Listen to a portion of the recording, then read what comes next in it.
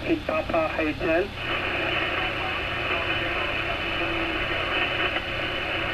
Please try again. Funky Papa Hotel, slowly. Okay, so looking at the display on the 756 Pro 3, the first thing that strikes you when you compare the two, of course, is that the 7600 display is wider. It's a brighter display, it's a more colorful display, but on closer inspection it does not have the same resolution, the DPI of the Pro 3. The Pro 3 has a slightly better resolution. This is kind of offset though by, as you know, colors and brightness, etc. Can offset any kind of resolution difference to a certain extent. So looking at the two displays, it's a kind of a mixed bag, but overall, of course, I think the nod does go to the 7600. The only thing it lacks is the crispness on some of the lettering that you get with the Pro 3. The Pro 3, you have the same function. They're going to show you some of the screens, the meter, bring up the ALC compression SWRS meter, turn that off. You have the mini band scope, and then if you go into the different modes for setting level and all of the different levels that you can set in it, and giving you a feel for how it looks in here for those who haven't used one. And go back to the full size scope. You also have on this Pro 3 going out, going to RIDI, going to decode, and that's how the decoder screen looks with it. And also going back in, you can set all different settings in here, quite a few things as you look through.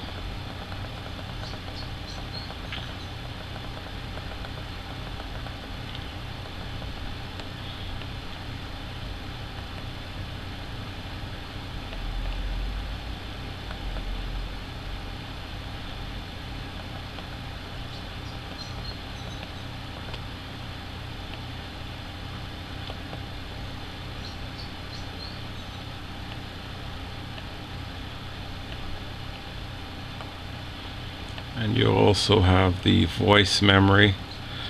Don't use that much. I've erased most of it recently. And go back to the full-blown scope. Antenna selection, preamps, attenuation, right? And put it back into upper sideband. And this is the lock for the RIDI mode. Tell you when you're on frequency. So that's a look at the LCD, the 756 Pro 3. So now I'm going to take a look at, so you can compare to what it looks like on the 7600.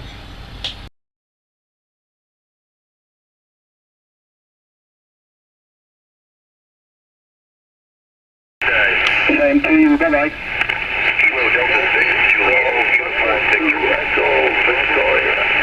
Something Echo Victoria, please only guide. Okay, looking at the 7600 display. For the first thing, it's much brighter. Right now I have the brightness set at about an 8, I think, or something. And that's out of 100. This thing can almost become like a flashlight when you turn it up. But for filming this video, I needed it turned down low. Okay, as I said before, you do have 6 function buttons at the bottom, and 7 at the side here. Go through some of the things on the display. The power meter,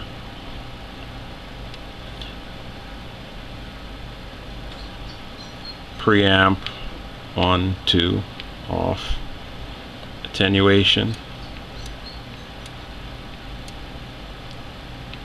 the AGC,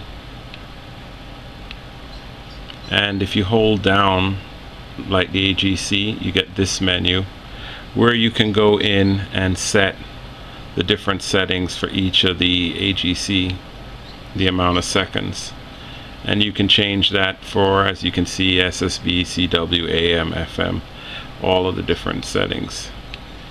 Turn that off. Vox, the filter for your voice, it's narrow, mid, and you actually have to change, a little different from the Pro 3 now, you have to go in and change it here, go wide, mid, or narrow, and you can then set for compression on, narrow, mid, or wide, or compression off. You can have a default. So I can set this to wide, compression on, and for compression off it'll be mid, and when I take that off, if I go between the two, as you can see, it's compression on wide, compression off mid. So you can use those two defaults and go in and do it. You can also, as you can see, change the compression level over here to whatever level you need it to be. 3 works for me, and you have the meter right there with the ALC, so you can see what's going on. Okay, take that off. Now going into the different menus, you have a lot more menu features in this radio.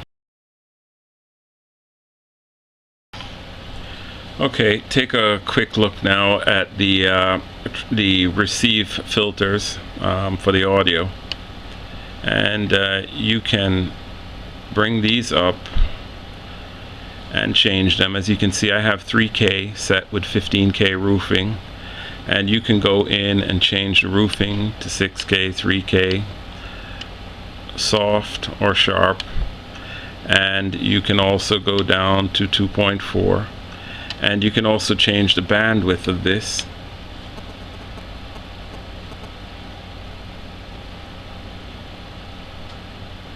So for 2.5, set the roofing for 6. So that basically demonstrates the roofing filter settings and the audio filter settings. Okay, so I'm going to take a look at the meters that are on the 7600.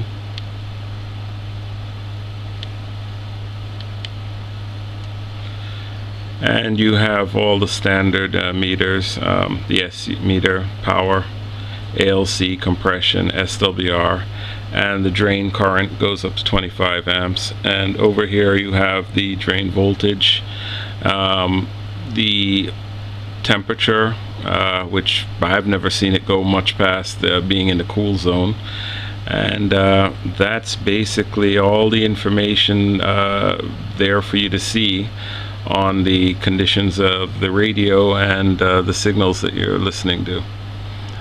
Take that off. Oh, by the way, you can also change the meter at the top here to SWR, ALC, compression, voltage, current, power output, and so forth.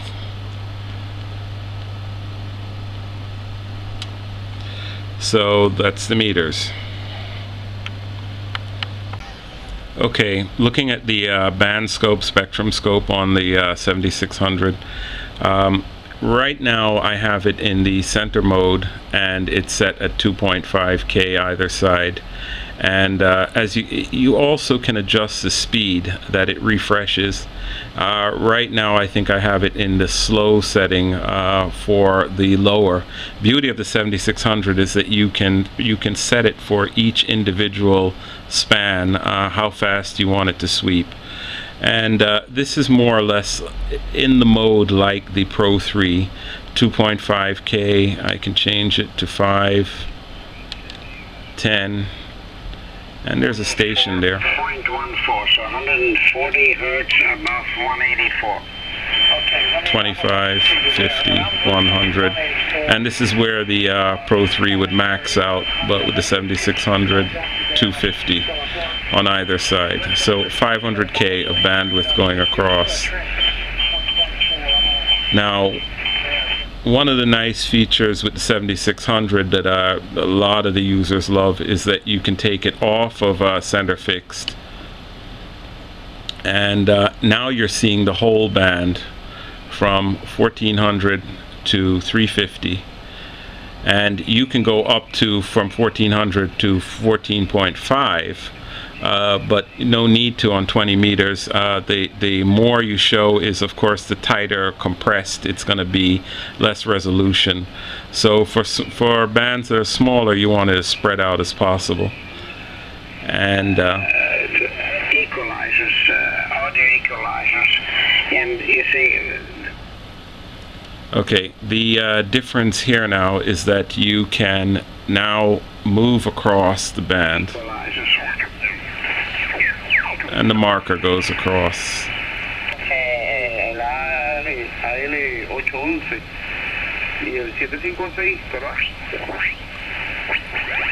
Just so much nicer to use in this mode.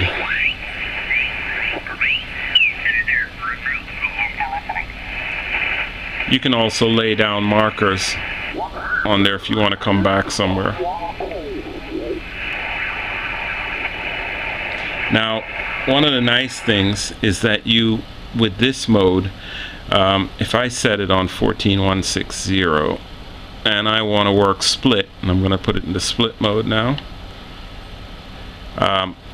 you can see the receive marker, and as I move to the offset for the transmit frequency over on the right, you can look for a clear spot in the band and find a clear spot and lay it right down, and the two markers are now for your receive on the left and transmit on the right. And if I take it out of split mode, the markers merge back into one. You can also go into settings for this, and as I was telling you, you can set different speeds. Okay, I actually did have it on fast here. And you can see all of the band edges that you can set to. So for instance, here on 20 meters, I have it from 1400 to 14350. And I can go in and change this 350 if I wanted up higher, or bring it back down. Once you exceed 500, it starts moving the lower over, and you have to go back and reset it down.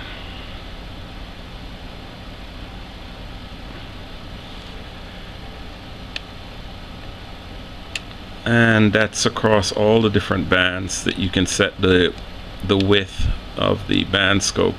Now you can also turn on the maximum hold, which kind of looks kind of strange to me because you get all of this stuff all over the screen after a while. And you can now change the color here, and I can go in and let's see, change it to purple, or go back to blue, or any color you want to do using the RGB settings there. So that's that. Exit out of that. You can also freeze the band scope, take a look at something, and here you have your attenuations. I have on 10 dB, 20, 30, none.